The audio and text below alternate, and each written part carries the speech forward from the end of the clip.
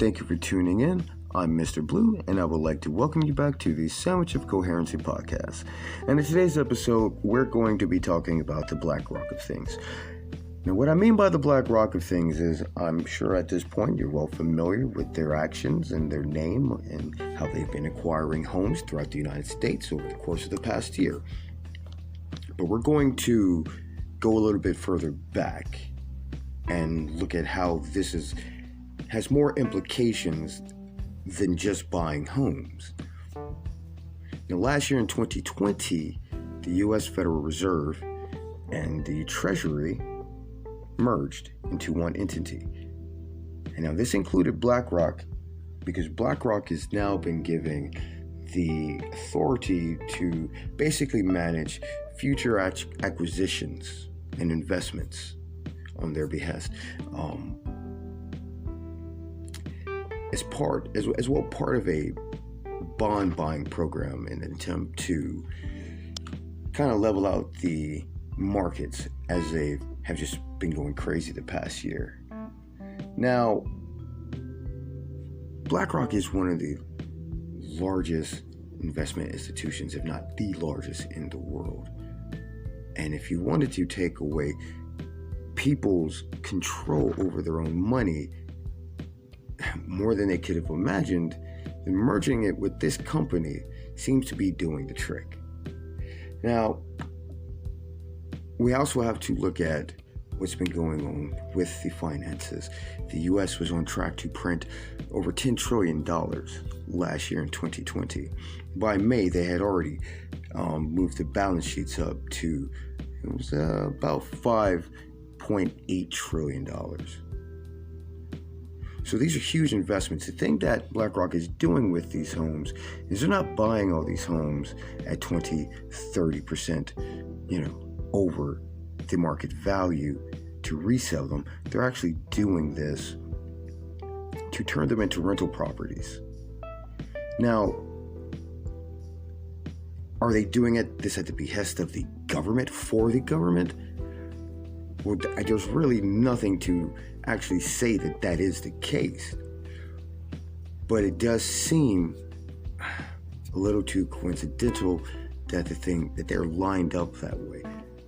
Especially when you take into account the large amount of refugees, asylum seekers, and migrants that the United States has been bringing into the country over the past year.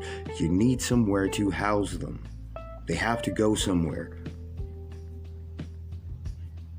So, you need homes.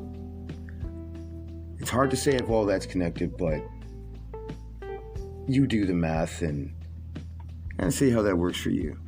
Now,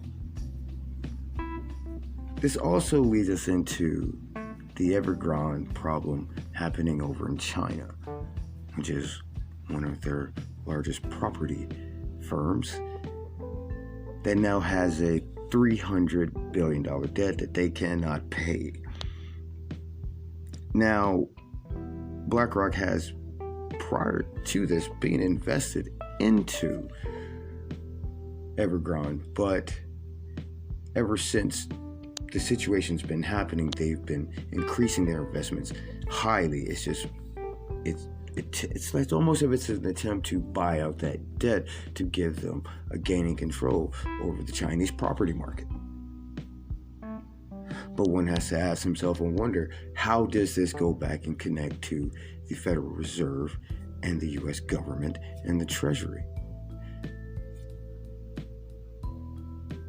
It's easy for one to make the assumption that this is being done at the behest of the federal government, unbeknownst to the general populace, because BlackRock is buying up the bonds of the Evergrande company.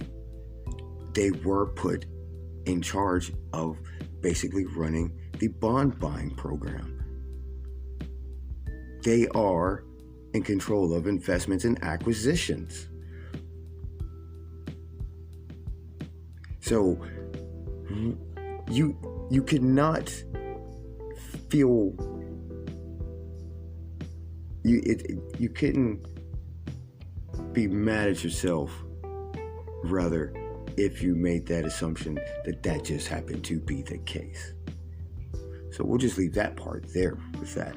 Now, as we're talking about China, we also have to look at the issues that have been going on with them siding with the Taliban in Afghanistan, offering them aid, and wanting to go in and work with them. Now, we know that Afghanistan has huge lithium deposits. This is beneficial to China in the sense that reports have been coming out over the past few years that mineral reserves in China are depleting, and they're expected to run out possibly in the next 10 years. That's something they're actually looking to possibly happen. Now, this is very important as China produces not just goods for the United States, but they produce goods for most countries around the world. So China running out of their minerals is going to be a big problem for those companies that enjoy cheap labor, being able to build things and make things for such a cheap price and sell them for such absurd amounts. That's very beneficial. It wouldn't be beneficial if they run out.